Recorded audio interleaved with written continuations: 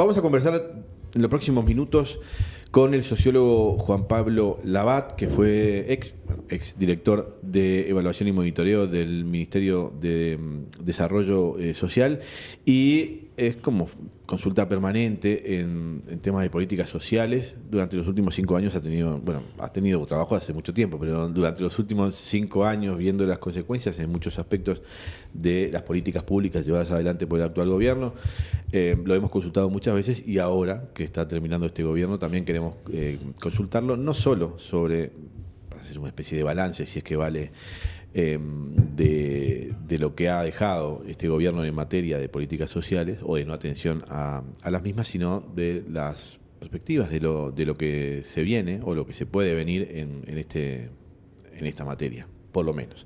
¿Cómo anda, Labat? Ando muy bien. Esperando el verano. ¿Ando bien? Como todos. Sí. Bueno, contento. Sí. Muy contento. Muy contento. Creo que el Uruguay, creo que toda esta consigna de la alegría y demás, que uno lo mira como un eslogan de campaña, pero en realidad tenía una base, un fundamento, ¿no?, expresado en ese festejo del día D, pero además prolongado, ¿no? La gente se llama por teléfono, te encontrás con gente que hace tiempo y dices, ¿no? Hay otra cara. Cambió el talante. Cambió el talante. Realmente cambió el talante. ¿Y eso es importante? Es muy importante. La mitad aquello de las condiciones subjetivas, no sé si se acuerdan ustedes. Sí, claro, los factores objetivos y los subjetivos. Los subjetivos son centrales. No sé si se acuerdan ustedes. ¿no? Que son gente joven. Digo, muy joven. Pero es muy importante la condición subjetiva. Y vamos a tener que apelar mucho a la condición subjetiva, además, ¿no? Porque creo que el Uruguay precisa una épica nueva, una épica distinta, y para eso se precisa una confraternidad social, ¿no? Se precisa entender las cosas de buena manera, se precisa escuchar y compartir, y yo creo que el próximo tiempo va a tener que ser, además de eso, porque no va a ser un tiempo sesgado por una gran oportunidad, por decirlo de alguna manera, económica, y ¿no? O sea, la relación entre la cuestión económica y la deuda social es una relación tensa, compleja, y son interdependientes, no son solamente determinantes desde lo económico a lo social, también lo social determina esto, y bueno, también que pueda existir una nueva era progresista y no un gobierno, ¿no? Yo vengo militando un poco esta idea hace mucho tiempo, de la necesidad, ¿no?, de una larga era progresista que permita cambios que no se hacen en 5 años, ¿no?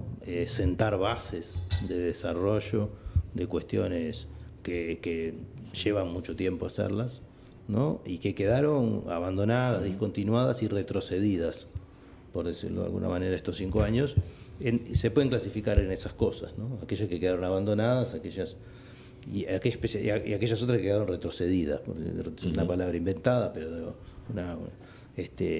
y en eso me parece muy importante salir de la idea de las discusiones de las políticas sociales asistenciales clásicas, del MIDES y toda la rosca esta que ha generado tanta porofobia. Entonces, para hablar de política más global, ver los determinantes de los resultados sociales, y cómo ahí se juegan partidos grandes en el mercado de trabajo, ¿no?, en la estructura productiva y la capacidad de esa estructura de generar empleo y de que con ello se generen políticas institucionales robustas, ¿no?, que estén hablando de una institucionalidad que integre a todos, de poder ir licuando ese hiato que hay entre la institucionalidad de la pobreza y la institucionalidad de los integrados, ¿no?, y que podamos confluir a pero todo eso implica transformaciones culturales, transformaciones institucionales, ¿no?, que no son solamente modernización en el sentido convencional. Acá hay un problema de la calidad de la prestación pública, ¿no? Se ve en la calidad de la asistencia médica, en la calidad de la asistencia social, en la calidad del empleo, ¿no? O sea, en todas aquellas cosas que constituyen la seguridad de los individuos y de las familias a la hora de enfrentar los riesgos que produce la vida, ¿no? Y de poder satisfacer necesidades. Todo eso requiere otro Estado, ¿no? Y un Estado esencialmente que se vaya acompasando con estas necesidades que además no son siempre las mismas, ¿verdad? Hace 10 o 15 años la necesidad, cuando vino la primera era progresista, la necesidad de conectividad de buena velocidad No estaba presente. no era pensable, ¿no? O sea, no se le ocurría. Yo, mis primeros años trabajando en el MIDES, me negaba a usar celular, por ejemplo, ¿no? Un día vine y mi jefa me dijo, ese aparatito que está ahí lo tenés que usar. No hay más remedio, no hay seguro. más remedio. Usted la conoce, mi jefa partida de llamarte, ¿no? Habitualmente. Con el tiempo usted dijo que eso era un derecho humano ya, el acceso a la Internet. Bueno, y hoy lo ves, en las discusiones de los gurises, ¿no? Y también trae nuevos problemas, ¿no? El uso, ¿no? El uso abusivo de estos aparatitos que han cambiado el mundo, que lo vienen revolucionando a una velocidad brutal, ¿verdad? Está trayendo consecuencias sociales importantísimas. No están medidas, no están estudiadas. Entonces ahí es uno de los tópicos donde se precisa una era progresista. Se precisa una era que estudie, un gobierno que estudie, que se encargue de estudiar los riesgos de la sociedad, que se encargue de estudiar la sociedad. ¿No? Es decir, cuán importante es esto y lo otro. Porque hablamos de integración social y enseguida aparecen las técnicas de trabajo con los privados de libertad o con la prevención del delito, la asistencia nutricional y médica a los niños pequeños y algunas que otras cosas más. Acá se precisa poner la cabecita en remojo y abrir a discutir qué sociedad estamos viviendo, ¿no? Una cosa muy distinta que hace 20 años y requiere, por lo tanto, un Estado. Porque esa relación Estado-sociedad es lo que el progresismo puede hacer y la derecha nunca va a hacer, que es estudiar esa relación para entender qué cosas precisa esa sociedad, cuál es la matriz de riesgos, a qué cosas, problemas se enfrentan en la vida de las personas y por lo tanto qué tipo, ¿no? de prestaciones, atenciones, servicios precisan esas familias, algunos que se van a proveer desde el mercado a través de los ingresos de las personas, otras que los tienen que proveer el Estado, pero todas las tiene que regular el Estado desde el punto de vista, ¿no? de los servicios públicos. Esa nueva relación Estado-sociedad, ¿verdad? Que se empezó tácitamente a pensar en el progresismo, y por eso se desarrolló un sistema nacional de cuidado, un sistema de salud, un conjunto de cosas que abarcaban grandes áreas problemáticas. Eso hay que repensarlo entero, de nuevo. Juan Pablo, al principio mencionaste la importancia del factor subjetivo y en estos días se ha hablado mucho, sobre todo desde la coalición multicolor, ha planteado en múltiples oportunidades que no perdieron por los malos resultados, sino por la instalación de un relato que, bueno, estaría cargado de mentiras. ¿Vos creés que solo perdió o solo gana el Frente Amplio por un relato o que efectivamente hay elementos objetivos en donde, bueno, se puede pensar que las políticas que se anunciaron no llegaron o que no fueron del todo efectivas o que se cometieron errores importantes y que eso también fue interpretado por la población? ¿Cómo lo analizaste eso? Yo creo que puede haber algún elemento de relato mínimo, ¿no? Pero digo, me parece que hay elementos objetivos suficientes que vienen mucho más, no tanto, o sea, creo que tiene dos componentes, ¿no? Uno es este tema de que acá se prometieron cosas, ¿no? Es decir, de una manera u otra, la campaña 2019, que fue una muy buena campaña de la coalición, yo diría del Partido Nacional y de sus seguidores, ¿no? Porque hoy por hoy hay que discutir qué es la coalición, ¿no? Después de haber vivido cómo exitosamente se mantuvo unida durante los 5 años contra los pronósticos politológicos de que eso no iba a ser, ¿no? Sí. Pero se los mantuvo, yo siempre digo, como parafraseando al poeta, que no los une el amor sino el espanto, pero ese espanto a la distribución, ese espanto a las políticas inclusivas, ese espanto a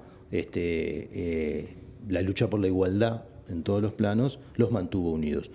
Hoy eso es distinto, pero tuvo consecuencias, ¿no? Digo, tuvo consecuencias porque para ganar ellos tuvieron que prometer muchas cosas que no cumplieron. Muchas que se sabía, que se podía ver que no se iban a cumplir. Otras que realmente estaban en el espacio de incertidumbre. Es decir, ellos se jugaron a que iban a tener una política de seguridad pública, por ejemplo, que iba a ser más efectiva porque tenían un diagnóstico, ¿no?, de que toda esa sociedad negociada, por decirlo de alguna manera, que planteaba el Frente Amplio era un modelo que no funcionaba y se pensaba en una sociedad más autoritaria. Y entonces ellos iban a traer autoridad, verticalismo y vamos arriba y espaldarazo y respaldo, no todas aquellas cosas de que yo voy a respaldar a la policía porque la policía, el concepto subjetivo, ¿no? O sea, si yo le doy una buena palmada en la espalda, entonces les va a pegar un tiro al delincuente y van a ganar los buenos. O sea, es una caricatura tremenda de la realidad en algunas cosas.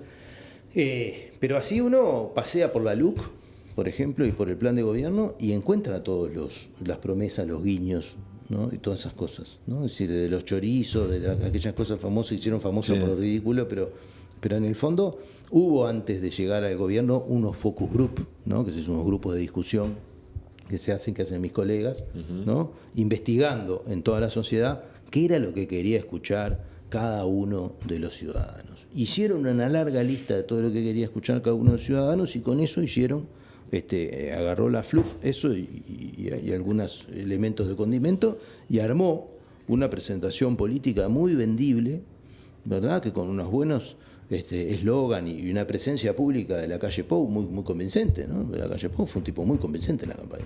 La campaña de la calle Pou se paraba y decía, ¡se terminó! ¡Se terminó! ¡Se terminó! Uno lo miraba así, ¿no? Que está convencido el tipo, ¿no? Sí. Y bueno, y no se terminó nada.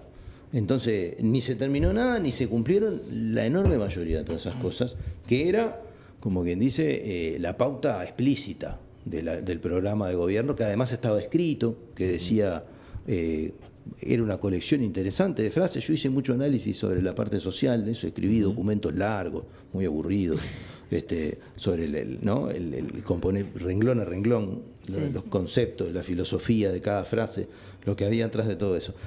Pero había una currícula oculta, ¿no? La currícula oculta que siempre va a estar oculta, que es la de la desigualdad. Sí. Que es la que sí se tenía que cumplir porque era el verdadero mandato y el verdadero compromiso, no diría de clase, y es una estafa, no era un compromiso de clase, era un compromiso con una barra de amigos, ¿no? De amigos que se van construyendo en el camino, ¿no? Porque aparecen oportunidades, porque aparece, ¿no?, alguna venta oportuna de esto, alguna colocación de una empresa de aquel y del otro, y bueno, después irá todo eso a financiar las campañas y a financiar la riqueza de algunos de los que participan. No lo vamos a saber nunca, y mucho menos mientras no se voten leyes que permitan que se conozca el financiamiento de los partidos políticos y mientras se desarmen todas las instituciones de contralor del Estado, a las cuales no se financien y no se potencien y no se inteligencien, voy a decir, ¿no? Sí. Es decir, porque lo que más precisa el mundo de hoy es inteligencia comercial, inteligencia informacional, inteligencia, ¿no? Cuando uno, por eso yo decía, hay cosas que uno con abandonarlas alcanza, ¿verdad? Es decir, si uno se queda con el sistema informático con el que nos fuimos hace 5 años y venimos... Ya está fuera. Está fuera. Hay un tema interesantísimo ahí. Nosotros cuando desarrollábamos, por ejemplo, sistemas de información en el MIDES, en algunas cosas estábamos en la punta y discutíamos si ese servicio nos lo proveía una empresa o lo desarrollábamos nosotros. Esta discusión hoy no existe más. El nivel de desarrollo del mundo privado en relación a eso es abismal, ¿no? O sea, la guita que se pone, ¿no? Es decir, y tenemos grandes preguntas en ese sentido. Nosotros vamos a tener... ¿Cuál va a ser el motor de desarrollo de inteligencia del próximo Estado? ¿Y en qué área se va a desarrollar la inteligencia? ¿No? Es decir, realizamos inteligencia para todo, ¿no? Esencialmente la gente que estudia seguridad, ¿no?, plantea, ¿no?, que esto es 80-20, yo no me acuerdo cuánto es, ¿no? Pero, sí, pero que la pata de inteligencia es la que define después que la pata represiva o preventiva tenga sentido, que no sea el voleo, que no sea gastar plata, ¿no?, tirar plata por el caño, ¿no? Bueno, y así con todo esto. Entonces, bueno, esa parte se cumplió, ¿no? Es decir, hicimos un proceso en el que durante 4 años y medio o 4 años, en algunos casos 5, en algunos 3 y medio, los trabajadores estuvieron por abajo, como quien dice, del nivel salarial al que podían haber estado, ¿no? Si el concepto de la igualdad hubiera estado en la agenda, ¿no? O si el concepto de la desigualdad no fuera la primera línea de la currícula oculta, ¿verdad? Pero eso no pasó. Entonces, hubo un desplazamiento, que es lo importante, esto yo lo decía en la campaña electoral pasada. En la campaña electoral pasada, yo recuerdo haber escrito cosas que decían, ojo, esta gente no viene por el MIDES, más allá de lo que pasa en el MIDES. Sí, sí. Viene por los salarios, ¿no? Es decir, cuando uno mira la transformación en el largo plazo de la masa salarial en el periodo progresista, está bien que veníamos de un bajón de la crisis, pero tuvimos 8 puntos de desplazamiento del producto de masa salarial hacia los trabajadores, ¿no? Que incluso algunos de ellos lo plantearon durante la campaña acá, el problema, y lo que se trataba, la lucha era por la masa salarial. Entonces, bueno, eso se cumplió.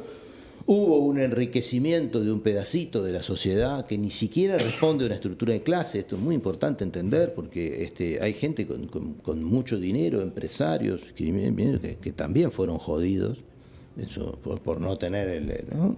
Pero bueno, hubo un sector ahí que se benefició y se enriqueció. No es fácil de medir, ¿no? Y eso se cumplió. Ahora es muy difícil cumplir con eso y también con lo otro. Claro. Entonces, se precisa un marketing, una puesta en escena y algunos logros sociales, que los logros sociales no se tuvieron. Y yo me acuerdo haber escrito una columna que decía, ya no hay tiempo, que era como 6 o 8 meses antes de las elecciones.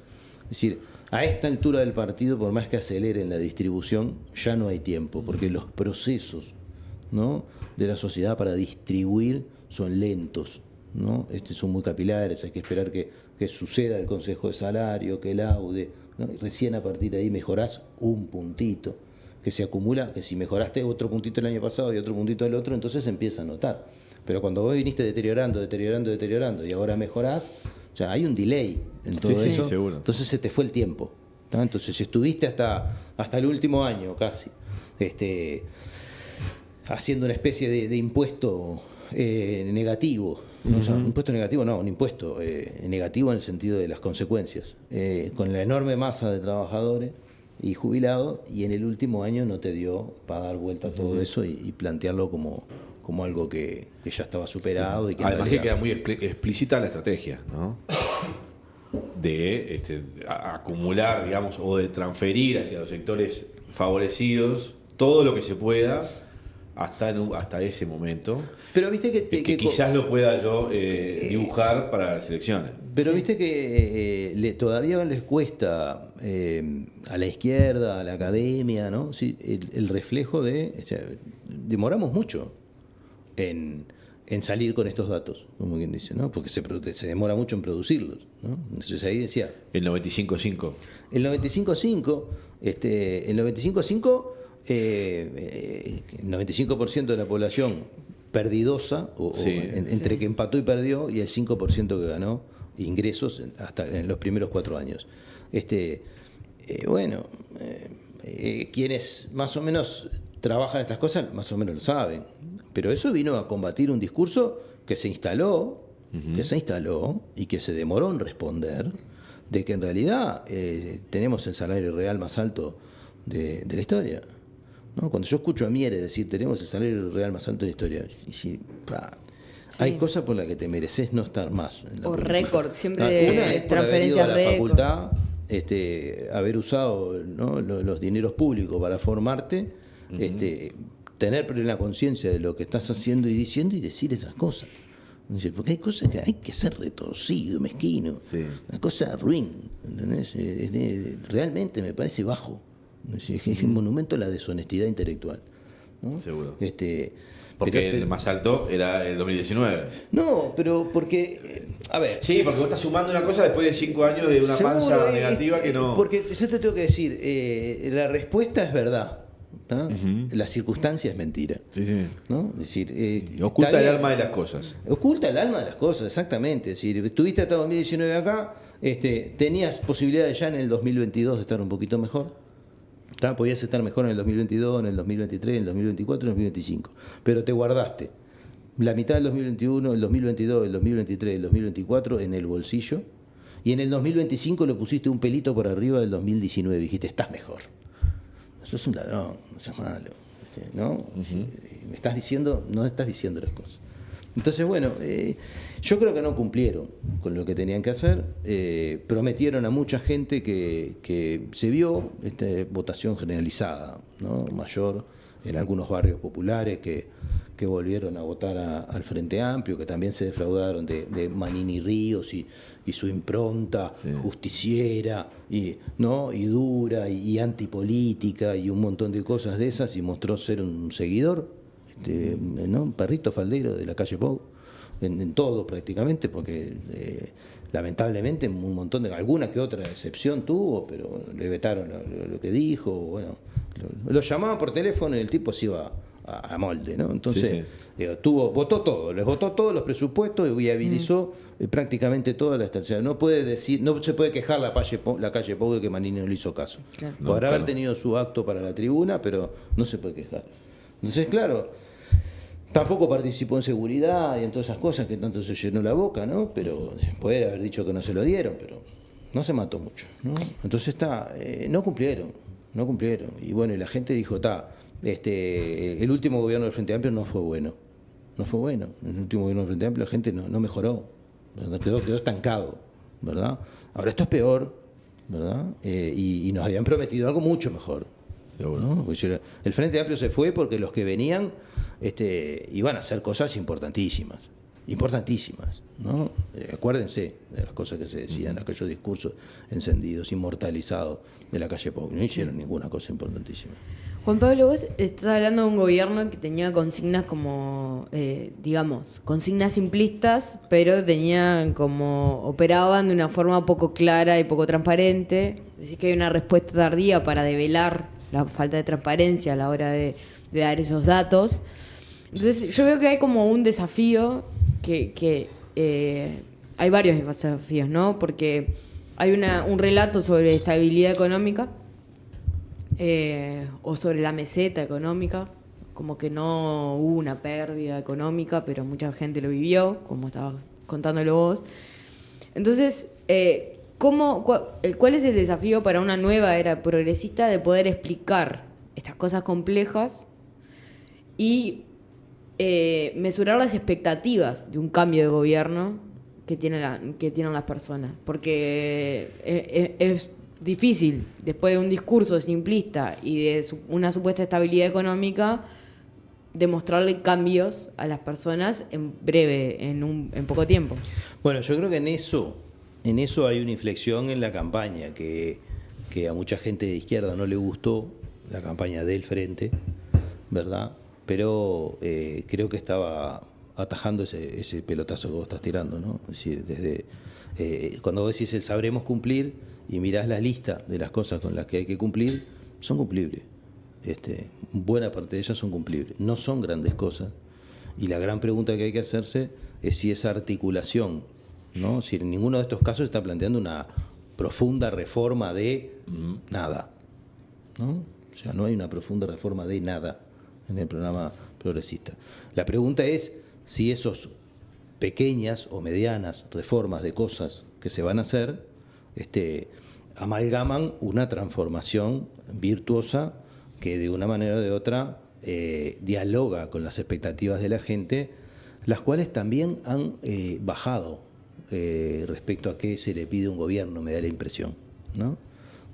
Fruto de esto, ¿no? Fruto de que la alternancia de los partidos en los gobiernos tiene algunas consecuencias en este sentido, ¿no? Desde por un lado decir todos son lo mismo, hasta por el otro lado entender de que si vos no arreglaste el problema de la seguridad y la situación de calle, no es porque sos un nabo o porque no te dedicaste, sino porque vino gente muy distinta que vos, puso en juego modelos de gestión muy diferentes, algunos muy diferentes, otros declarativamente diferentes, ¿no?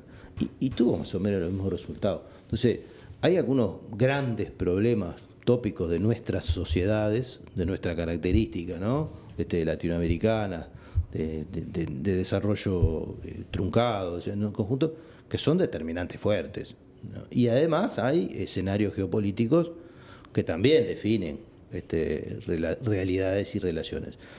Pero yo lo que creo que es el reto principal de esto es comunicacional. O sea, si el próximo gobierno va a tener que buscar la forma de hablar mucho con la gente, de explicar mucho las cosas. No sé si son las mañanitas o Sí.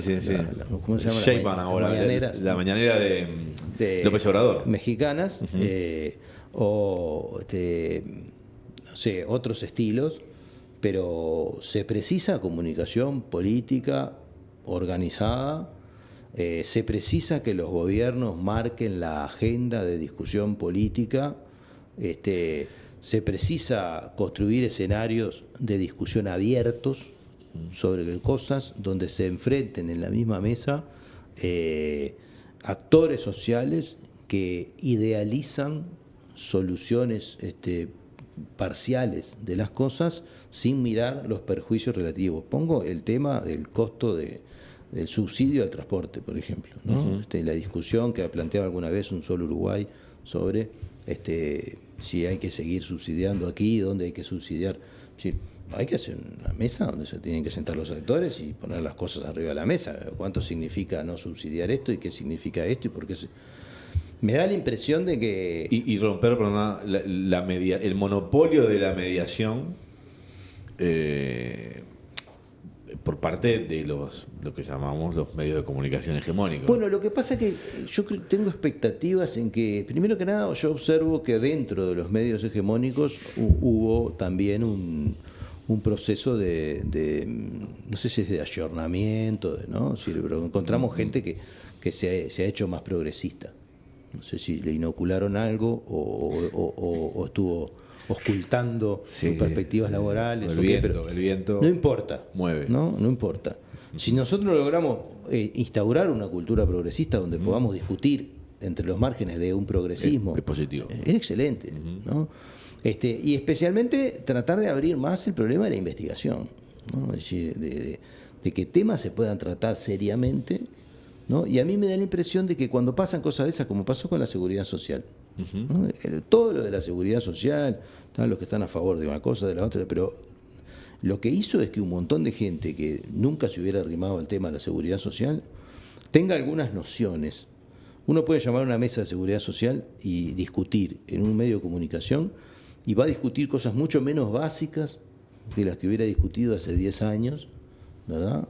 Porque el problema de la seguridad social es así, ¿no? La gente se preocupa de la seguridad social cuando le faltan 5 años para jubilarse y ahí se da cuenta del desastre de la vida en la vejez, por decirlo de alguna manera, ignora profundamente todas las otras cosas. Pero no se hubieran puesto arriba de la mesa nada, ¿no? De las cosas que se pusieron arriba de la mesa, que de una manera u otra comprometen al gobierno, pero comprometen al sistema político también, ¿no? Es decir, porque van a tener que sentarse a discutir todo. Ahora, no alcanza con discutir la seguridad social, ¿no? Es decir, creo que ojalá el próximo gobierno pueda ser un gobierno de grandes diálogos nacionales, donde actores políticos y sociales se sienten en la mesa a discutir esto que decías vos. ¿Por qué vamos a priorizar, ¿no? Si la clásica discusión aporofóbica, ¿por qué vamos a seguirle dando plata a los pobres? Hay un montón de razones egoístas para las clases medias de por qué atender la pobreza, por ejemplo, ¿no? Que no necesariamente se atienden. No es le estamos dando plata para yo pago los impuestos y ellos viven de, ¿no? O sea, hay que ir al hueso en estas cosas para terminar de sacar estas cosas de esa agenda que se impuso mientras estábamos distraídos gobernando. Esto es batalla ideológica, cultural. Una batalla ideológica y cultural brutal que hay que dar, pero brutal que hay que dar, especialmente para esto, ya hoy no hay discusión, en algunos lugares se sigue discutiendo si la Tierra es plana, ¿verdad? Pero no es una discusión públicamente posible. Claro. ¿Verdad? Bueno, yo quiero tener una discusión, yo quiero que no sea públicamente posible seguir repitiendo disparates sociales como le gusta repetir a los conservadores, cuyas personas más inteligentes además saben que no son otra cosa que una colonización de la agenda para poder seguir con su currículo oculta, es no me vengas a joder mientras yo me enriquezco, voy a hablar mal de vos para que hablemos de vos en vez de que vos hables de mí. No. Hay que hablar de todo, ¿no? Es decir, hay que poner arriba de la mesa el proceso social completo que estamos viviendo, cuán ricos son los ricos, cuán pobres son los pobres, cuánto rinden las políticas. Uno dice, bueno, por ahora vamos a tener un programa para atender a la gente que sale de la cárcel. Y yo lo miro y digo, ¿vos sabés lo que estás diciendo? Y ese programa, ¿qué va a hacer? Porque ahora le dan un boleto. Sí, ¿vos qué le vas a dar? Un boleto y un refuerzo. Claro. Pero, ¿qué significa?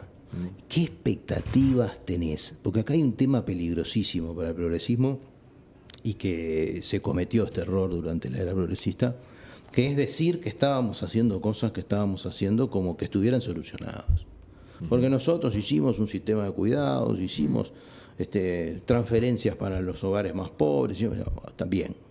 Pero vos solucionaste el problema de los cuidados, solucionaste el problema de los ingresos en los hogares, porque el señor que está enfrente, que es un conservador empedernido, porque se crió así, porque toda la vida consumió esa verdad, pues dice, bueno, pero pará, a ver, este loco le acaba de arreglar la vida a los pobres, los cuida y le da plata. ¿Por qué tengo que seguirle dando plata? Y además de todo, ¿por qué no progresan? No progresan porque, como yo digo, son una manga atorrante a los que no habría que haberle dado nada. ¿No? Porque vos, como decía una académica que escuché hace un tiempo, muy, muy brillante, muy bien, dice, claro, dice, los progresismos hicieron tantas cosas bien, que entonces ahora la culpa es de los que no salieron adelante. Entonces fuimos nosotros mismos que les dimos de comer a todos los conservadores, diciéndole, ¿vieron que son pobres? Porque bueno, y hay una batalla ideológica que no se dio, entre otras cosas, ¿no? Pero hay que disolver el autobombo. Bueno, sí, claramente. ¿No? De los grandes diseñadores de políticas públicas. Que hay autobombo, de ¿no? izquierda y de derecha, de todos lados. Disolver el autobombo en ciencia. Y tener relatos mucho más realistas, empezando por las complejidades. ¿Vos querés sacar una familia de la exclusión social? ¿Vos sabés lo que significa eso? Pero vos sabés lo que significa en pauta cultural de vida, en lo que significa en el cotidiano de cada uno de los 4 o 5 seres humanos que viven en ese rancho de lata, que todos los días, desde la perspectiva de la clase media, hacen todo lo que no hay que hacer, obviamente que tienen condiciones objetivas, no subjetivas, y subjetivas también, claro, de sobra para no hacerlo, ¿no? Pero no llegan a la escuela a la hora que tienen que llegar porque tienen que pasar una cañada que no se puede cruzar. Y llegan sucios porque se ensuciaron los pies en la cañada o les da vergüenza ir con los zapatos sucios y entonces prefieren no ir. Entonces, todas esas cosas hay que explicarle a las clases medias de por qué las cosas no funcionan y cuánto hay que poner ahí para que funcionen. Entonces, cuando vos haces toda esa cuenta global, dicen, pero eso es carísimo. No se puede. ¿No? Y entonces después decís, pero a ver, te quejas de que la mano de obra no calificada, que la gente sabe hacer pocas cosas, que no tenés buenos trabajadores, que no tenés disciplina, ¿no? Y que tenés 15.000 presos y que tenés otros más de 15.000 procesados sin prisión y que tenés un conflicto con el proyecto de la sociedad de los jóvenes de las clases medias bajas y bajas, porque la sociedad le promete una cosa que la gente no va a tener nunca la va a tener, ¿no? Tenés todo y ese conflicto es el problema, no haber atendido esto. Entonces mirá al revés la cosa. Si vos gastás $1.000 por preso dentro de la cárcel por mes, o equivalente, capaz que no sé los números precisos, y gastás otro tanto en un refugio, y ni te digo si es un psiquiátrico o un tratamiento y todo, es muchísima plata que vos gastás, la cantidad de plata que gastás en policía, ¿me entendés? Ahora, lo que pasa es que la tenés que gastar para administrar la sociedad. Si tuvieras la posibilidad de hacer una moratoria y metieras toda esa plata junta para que esa gente viviera una vida totalmente distinta, todos estos otros problemas, no te digo que desaparezcan, pero tienden a desaparecer. Claro, no hay ninguna sociedad que tenga la suficiente riqueza en el bolsillo para decir, a partir de mañana elimino todas estas condiciones inhumanas de vida para que la gente tenga reales oportunidades y real cuidado, y no se ande tropezando cada 5 minutos en la vida hasta que se cae, porque después para cuando la quiero juntar y sacarla de ahí para llevarla al mundo integrado, además de que me sale carísimo, la tasa de éxito es baja. Las expectativas de que un botija salga de la cárcel y tenga una vida próspera y vaya a la universidad, por ejemplo, son nulas, muy bajas. ¿Se entiende? Uh-huh. Pero porque por todo lo que vino de atrás, pero además por todo lo que vivió ahí, cuanto más tiempo esté ahí, peor, ¿no? Entonces la sociedad tiene que entender de que hay que invertir acá abajo, porque tenemos un 10% de la población que no aporta un peso al PIB. ¿Está? Al revés, o sea, lo aporta desde el punto de vista del gasto que genera en atenderla, ¿entendés? Por los problemas que tiene, por la vida que tuvo, ¿no? Y esto no es ningún padecimiento misericordioso, es así. Quiero ver a cualquiera de estas gentes que critican estas cosas, que hagan la experiencia de vivir de esa manera, de no tener el derecho a estar parado en un metro cuadrado en el mundo, porque no tenés nada, y por lo tanto ser un ocupante precario de un lugar en el que, como es precario, no tiene sentido que inviertas, porque capaz que mañana no estás, que los servicios que tenés alrededor no sirven para atender las cosas, que cuando se te enferma un hijo te jodés y se jode él, que no tiene los tratamientos y los accesos efectivos para que realmente desarrolle sus capacidades, y como no desarrolla sus capacidades, le va mal en la escuela, abandona el liceo y termina en un trabajo horrible, ganando mucho menos de los 25.000 pesos que reclamamos, mucho menos, y en la total informalidad, sin ninguna protección. Ese de los que no se van a jubilar, ¿no? Y que además después va a padecer por su problema de vida enfermedades crónicas vinculadas al desarrollo, al subdesarrollo, ¿no? Físico. Todo eso es carísimo para toda la sociedad. Entonces, acá se precisa hacer un pacto social para explicarle a los que estamos sentados en esta mesa y nuestros compañeros de vida, que no padecemos ninguna cosa de esas, que nunca dormimos en el suelo, como dice el alemán, uh-huh. Y que siempre tuvimos la panza llena o bastante llena, que hay que esperar, y que hay que hacer un alto acá, y eso no quiere decir que tenés que salir del 25.000 pesismo para pasar al 26.000, al 27.000, al 8.000, ¿no? Que tiene que ser una aspiración llegar al 30.000 pesismo, ¿no? Uh-huh. Porque son compatibles, pero eso es un diálogo que es difícil de dar, ¿no? Y del otro lado también hay que entender las restricciones, ¿no? Es decir, porque vos tenés un país vamos a recibir un país que tiene el mismo déficit que tenía antes, y eso es lo que más me indigna, ¿no? Porque iban a bajar ¿no? Iban a hacerle pagar al pueblo el precio de mejorar las condiciones económicas, juntaron un montón de plata y se la quedaron ellos. Así mismo. Ahí está, se robaron el ajuste. Eso fue lo que hicieron, ¿tá? Y eso son condiciones, ¿no? Porque si vos estás más endeudado, pagás más intereses. Los intereses de deuda que pagamos nosotros son tremendos, no son no pagables y toda esa fantasía que tiene la gente hace 30 años, la economía cambió, todo esto es distinto. Y cuantos más costos tenés ahí, menos plata tenés para meter acá. Pero tu línea de base está más comprometida hoy que hace 5 años. Está más comprometida tu línea de base, y los problemas de integración social que tenés son peores que los que tenías. O sea que no está fácil. Bueno, Juan Pablo Labat, muchísimas gracias por estos minutos. Nos gracias quedó todo lo que viene para adelante, nos quedó, bueno, una parte por lo menos para hablar en otro momento, pero nos faltará oportunidad, me imagino. No faltará. Chao. Muchas gracias.